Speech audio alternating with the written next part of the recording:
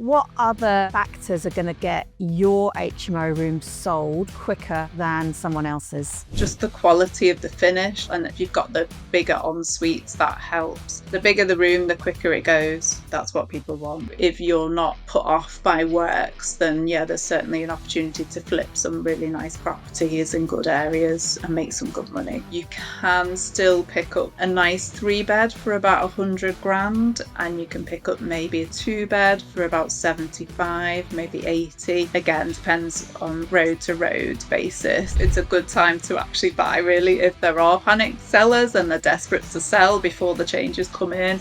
The government is so reliant on the private landlord to accommodate the housing crisis that we're in, that I just think that when they start to dig deeper into this, they'll realise that they cannot cut off their nose to spite their face with all the changes, and it will be, as you say, never as bad as the panic sellers are making it out to be.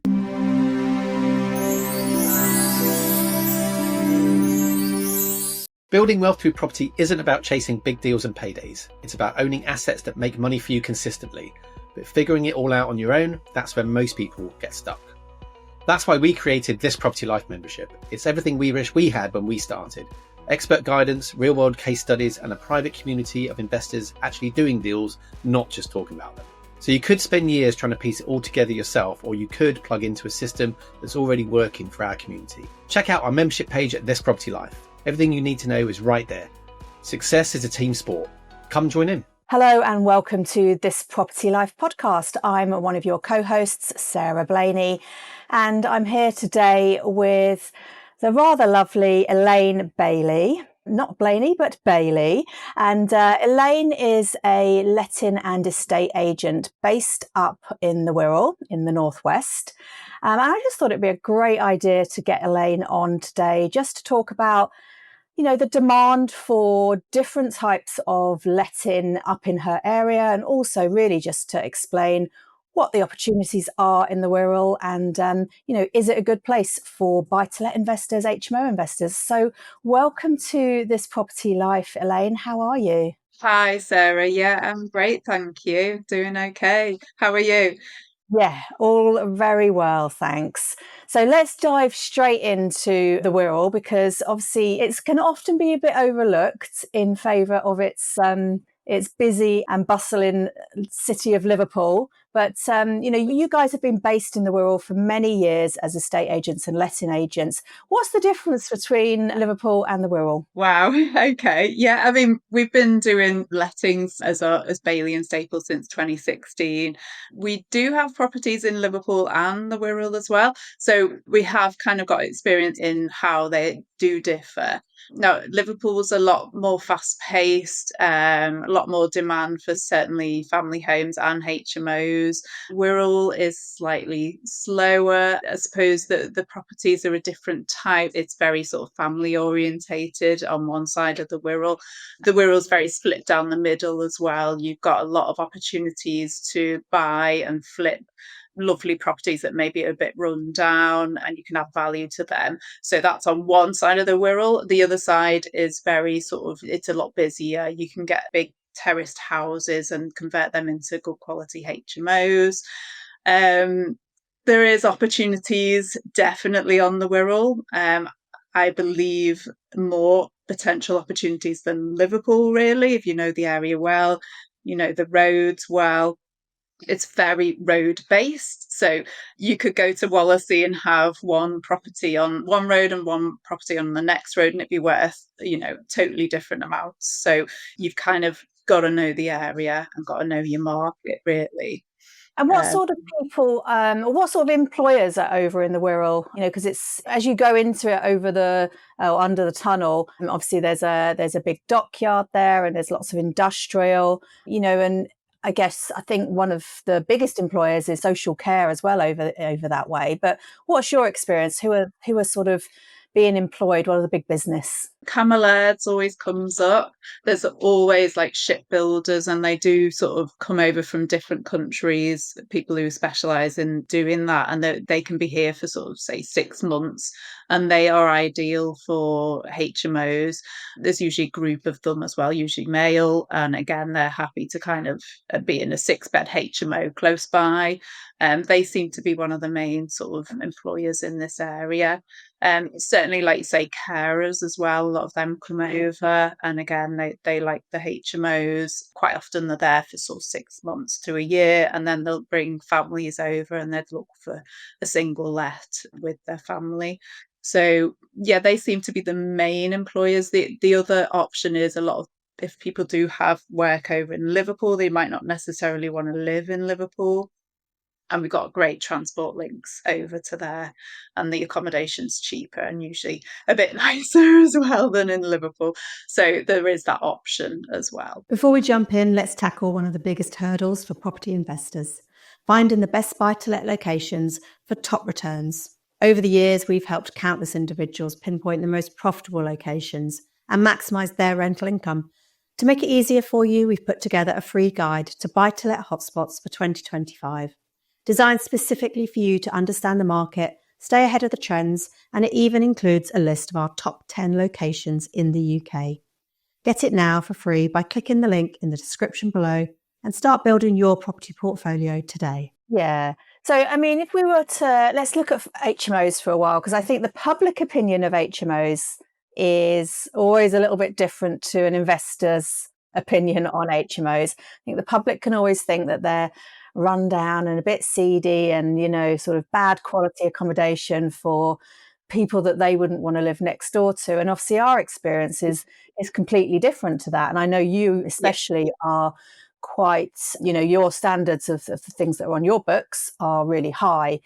So we've mentioned the sort of the contractors that can be at the shipyards, and we've mentioned the care workers. What is the level of the standards of HMOs over on the Wirral nowadays? Because it's a really quick changing market. It is. It is. When I first started, the HMOs, they were sort of very basic and run down, if I'm honest, and it was the lower end of the market, and it attracted certain types of people, usually single divorced guys that were possibly on benefits or low income. So that was how it kind of started. But now the demand is very high, and people's expectations have, you know, that they like the high standards, like good quality furniture. They like the communal areas to be inviting. They like to have all equipment in the kitchen for cooking and all the, you know, all the rest of it. You have to have regular cleaners. It has to be of a certain standard.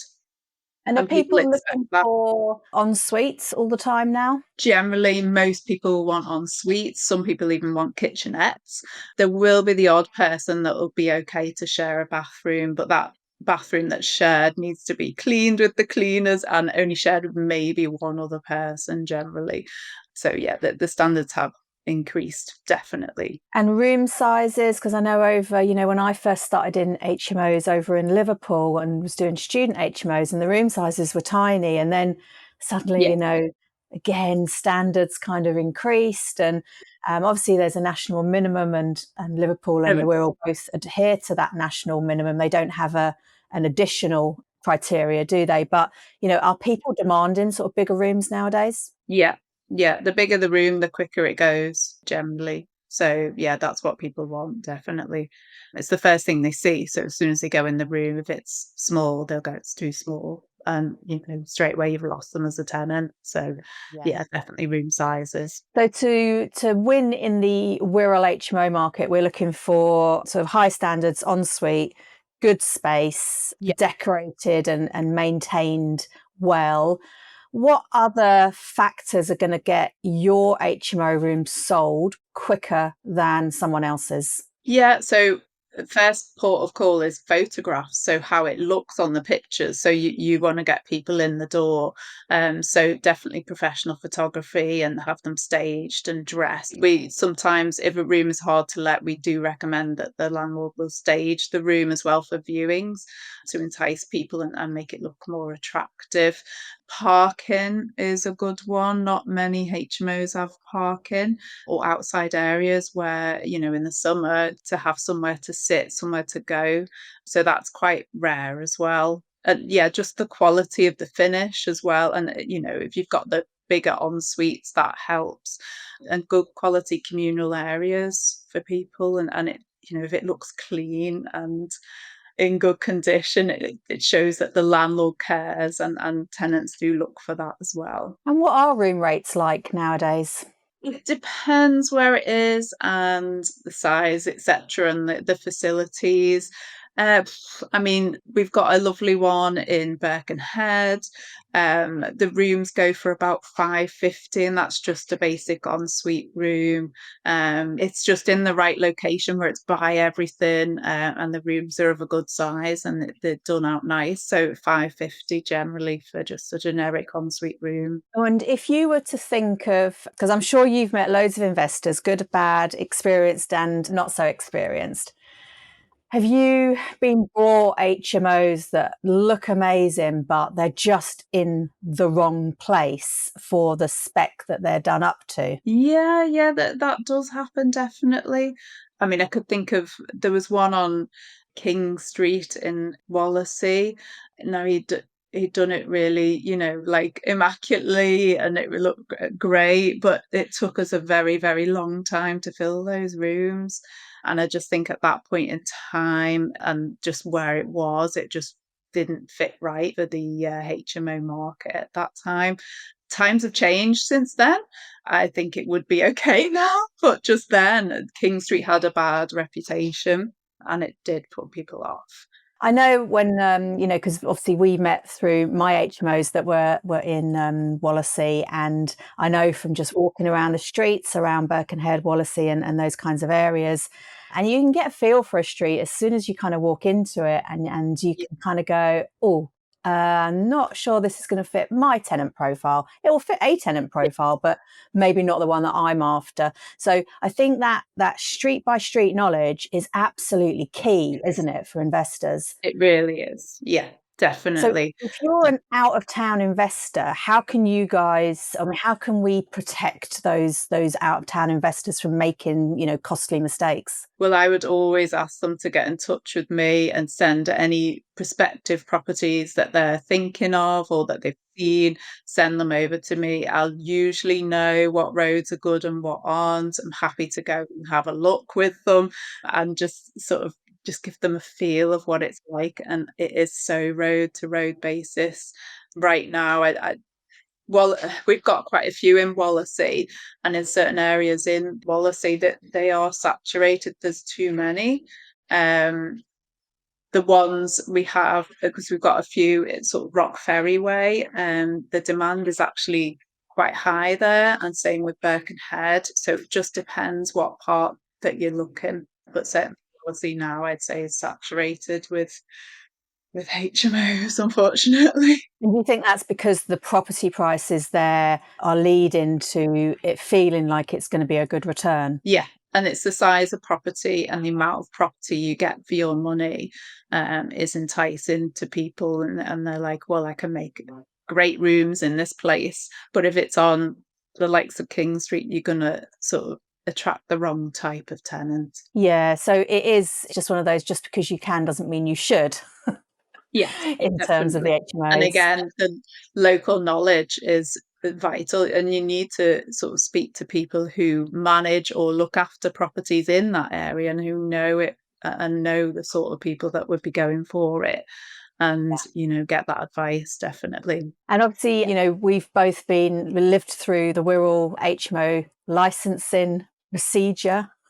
And, I know, having experienced Liverpool Council and the Wirral, the Wirral very much stricter, quicker. Yeah. And I think Liverpool have caught on and also raised the way that they inspect their properties as a result of what the Wirral's been doing. But, I know, like, going back, 5-6 years ago, the standards are the standards, but it was the inspection procedure with the HMO officers was another level at that time. We were suddenly getting people going into bathrooms and literally getting out of a shower fully clothed and pretending to dry off just to make sure that there was enough drying space. And they were getting measuring tapes out to measure over the toilet to make sure you had enough room to get on and off the toilet. I mean, I'm guessing it's still the same. It really is. Yeah, they're very thorough, they're very active with the tape measure, and they do act out that scenario of getting in and out of showers and sitting on toilets to see if everything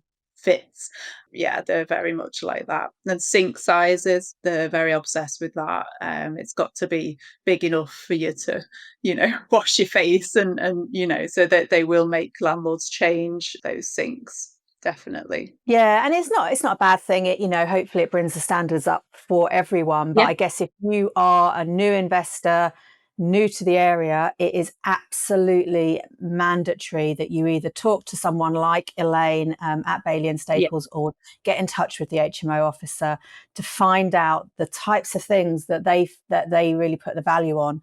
And it is anything to do with fire safety, and en suites seem to be a real focus for them as well. The fire safety stuff, we were having to get doors certified and signed off by independent consultants who then weren't allowed to do any of the remedial work that they may have found during that process. And, it was getting to be quite costly, because you think during an HMO conversion that your builder has put the fire door in, and, there's the intermittent strips and all that sort of stuff, only to find that when a independent consultant comes around, they could write the door off and you need to almost start again. That has happened in numerous properties that we've managed. It's been fully fitted, kitted out, and tenants in for years. And then they go, no, the doors aren't any good. And the whole lot of all their fire doors have had to be replaced. And then, like you say, they have to be signed off by a fire door assessor. So they'll go initially and assess each door and basically say, oh, they all need this, that, and the other doing. And then you get the works done, and then you have to get them out again to certify them all. And each little step costs so much money and is very time consuming. And obviously the council do put time limits on certain things, and you have to keep in contact with them. Obviously that's where we come in. We will give them regular updates. We will make sure that everything is done, and just keep on top of all the parties involved, like the fire door assessor, the person doing the repairs, and the council, and the landlord, and the tenants, because they need access, etc. So yeah, it's very time consuming, but I understand it. Yeah, well, fire is one of the biggest focus points for any sort of HMO regulation. But yeah, the costs, I know when we were doing it ourselves, I think it was either 30 or 40 quid a door for the assessment. And then if they're depending on what kind of work would need doing to the door, you could be paying sort of anything between 500 to 800 per door just to actually get it retrofitted back to, this, or replacing the door just to get it up to compliant standards.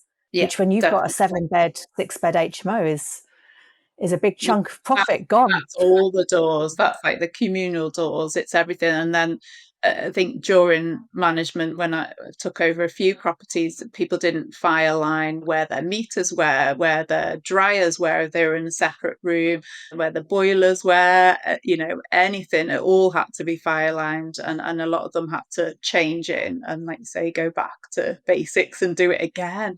I think during COVID, a lot of HMOs popped up, and they didn't inspect any of them for many, many years. So they were all built to a generic standard that was assumed to be correct, and a lot of them weren't, and the bathrooms were too small, numerous issues.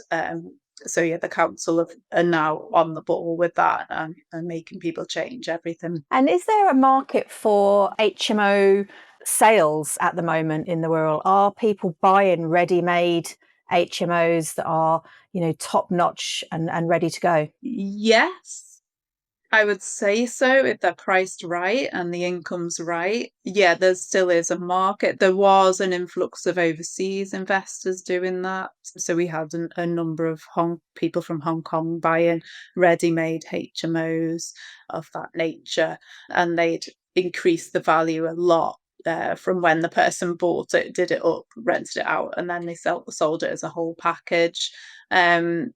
I think that there's less that are selling now compared to a couple of years ago. But if the money is good, then yes, it is possible to find buyers and sell them. Yeah, definitely. And I'm putting you on the spot here, but would you happen to know what the local yield would be for an HMO sale? Is it like sort of 14%, 15%, something around like that? I would always say a minimum of 12 to 13, thereabouts minimum, because obviously you've got to cater for the bills, etc. So as long as there is that coming in, then I would say it's a viable deal effectively. Obviously, the higher the yield, the better. But yeah, sort of minimum 12, 13, maybe sort of around. And if we were to name the top 2 locations in the Wirral for good yielding, good tenant type HMOs, where would be your favourites at the moment? Oh gosh. So I would say around Oxton. So if you can find a nice big house that you can convert with big rooms, you will rent that out easily. Yeah. We've got a few in Oxton that always rent out. And surprisingly, at the moment, also Rock Ferry. And again, I wouldn't have necessarily thought that in the past, but you can still pick up a good quality large house with big bedrooms. And the tenant demand is there, and the rent prices are there, so you could charge, effectively a good amount of rent per room, and you would get it because the demand is there. Amazing. Okay, so we've sort of spoken about HMOs. It sounds like it's still a really good market for that, but as long as you're choosing the right location and you're adhering to all of the Wirral's many regulations and the national regulations as well. But what other opportunities do you see at the moment for investors in the Wirral? So there are, like I said before, the Wirral's very split in half. One side is much busier and more built up. The other side is a bit more sort of rural type, bigger houses, much more expensive areas. It seems that, I suppose, in the 70s and 80s, a lot of families were buying houses around that part of the Wirral for very cheap. Now, a lot of their families are grown up, and unfortunately some of the people are passing away, and there are houses that haven't been decorated since probably the 80s that are coming available at the moment, and these properties are in prime locations. If you can find one of them, you can do it up and you will make some good money, potentially, if you get it at the right price. It may be best trying to find some of them maybe off market, or if, I don't know, if there's a reason why you could maybe pick them up a bit cheaper. You could make some good money, certainly, on these houses. And these are So sort of what more of the, like maybe around the 230,000 pound mark that you could spend 30, 40K on and hopefully sort of add another 20 or 30 in profit. Yeah, if you get the right one, you could maybe add on a good extra 100 grand profit on there if you do it correctly. So I see that more and more at the moment, and some of them, it's kind of slowed down a bit, as in, because there's quite a few of them, and I think there's a lot of first time buyers about at the moment, and they're looking for easy houses to kind of just move straight into. So if you're not put off by works, then there's certainly an opportunity to flip some really nice properties in good areas and make some good money. And that strategy, the flip strategy, is an amazing strategy, but again, you really need to understand the demand, don't you? So it is definitely location led, but if we were looking at those first time buyers who sometimes they work really hard and they don't have the time to, or the imagination sometimes, to really take on a project themselves, what are those guys looking for from the finished product? What are the must-haves of the moment? Yeah. Ooh, I mean, always the kitchen diner opening up onto a nice garden. I'm probably talking from my personal experience. That's what I would always look for, that entertainment space. A lot of the houses that haven't been touched since the 80s have still got the smaller kitchens and, sort of big gardens, but smaller entertainment spaces. And you extend out onto that, you've got great opportunity there. And that's what a lot of first time buyers are looking for.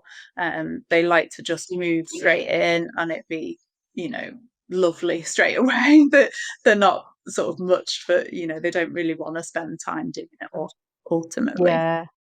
I know over in Liverpool when we were looking at flips, lighting was really important, and it was, Yeah. it was at a time when there was a lot of LED strip lighting going around kitchen units, and it would be different colours, and Yeah, yeah, it was all a bit definitely. big and brash, but it was the thing of the time, and is that still in fashion on your side of the water? Yeah, yeah, modern lighting, if everywhere's bright and airy and, also sort of big windows, people, have natural sunlight, that kind of thing. And lovely bathrooms as well. The kitchen and the bathroom are the thing that people are looking Definitely. for, isn't it? So, Yeah. they want it to have that wow factor. And modern thing, like modern touches like, I don't know, smart heating and, Yeah. smart lights and things like that. So yeah. Yeah, so just doing it up for the demand of who's buying it. So we've got HMOs that are still very popular and, can give you a great return. There's definitely flip opportunities I'd say in so, yeah. in the Wirral, but again, it probably a different postcode to where your HMOs are, without doubt. Yeah, other Um, side, definitely. yeah. And then, like, what about our old favourite, our staple vanilla buy-to-let? How is that Yeah. market performing at the moment? So the rental demand, certainly in Wallasey, Wirral, anywhere in Wirral, is very high. A lot of landlords are selling at the moment. I think they're worried about the future changes, etc. So they're almost panic selling. I don't think they should, obviously. I think it's the long game, isn't it, with property? The rental market, the tenants, the rents have gone up so much since I've started. It's nearly double. The rents are nearly double than Give us an when I indication, like started. what's a two-bed going for nowadays? Depends where it is, obviously, but around 750 an average two-bed house, whereas before that was 450. So it's just gone crazy. So if you do have the opportunity to even buy houses with tenants in, because again, like I say, a lot of them are selling them with tenants in and then they'll sit around. You might be able to pick up a bargain, which is ready made and we've got the tenant there.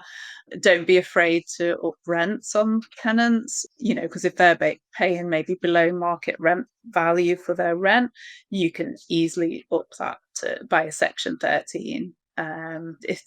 There's opportunities there, And what sort yeah. of prices would you be able to pick up a two-bed in, like, say, Wallasey or Birkenhead? Again, depends on the road, but you can still pick up a nice three bed for about 100 grand. And you can pick up maybe a two bed for about 75, maybe 80. Again, depends on road to road basis. You can pick up flats as well for even cheaper, two bed flats. So there are still rental opportunities out there, definitely. It's the long game. I know changes are coming in, they always come in, and it's never as bad as you think. And, how many of those changes will stick around, I don't know. It's still worth doing. So you've got landlords within your portfolios of houses that are exiting the market because of, like, the rental reform that's coming in. A lot of them left because of the tax changes as well. But so that you're finding that at the moment, are you? Yes. Yeah. I just call it panic selling, because I don't think I know they are bringing in a lot of changes, but I don't think in the long run that it'll be as bad as what they are anticipating.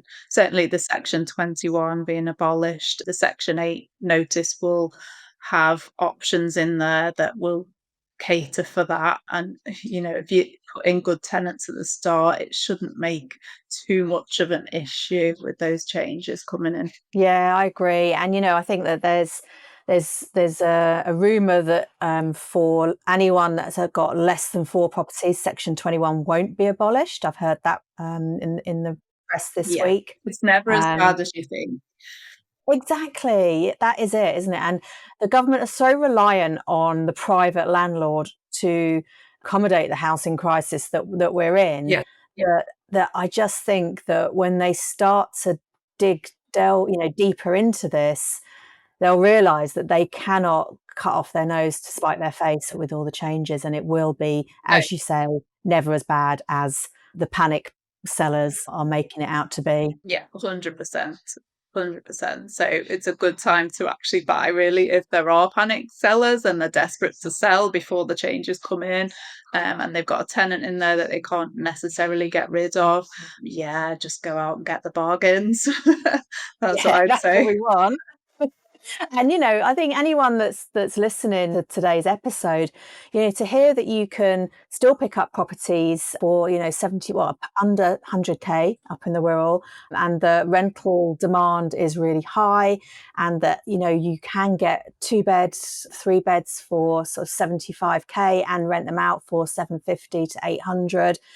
Those are really respectable numbers, aren't they? So your area is, I think, I mean, my view of the Wirral from, having experience of both that and Liverpool is that actually I think rents are higher over on your side of the water, Yeah, and that property prices can sometimes be a bit lower. I think Liverpool, has had quite a high increase. You guys have as well. But, I think your rents, I think, have always been a bit higher than Liverpool, maybe because of just the volume of property over in Liverpool and simple supply and demand.